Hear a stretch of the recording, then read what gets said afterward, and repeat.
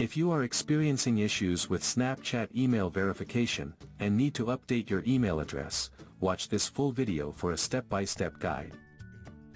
To begin, launch the Snapchat app on your phone.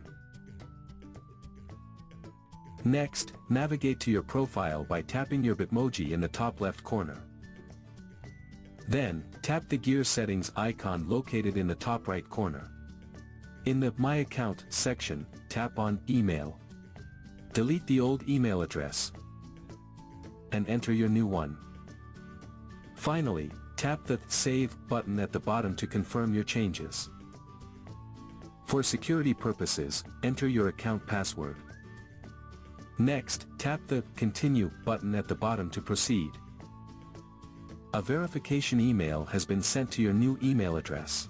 Check your inbox for the confirmation. This is the verification email. Now, tap the Confirm Email button to complete the process. Your email address has been successfully verified.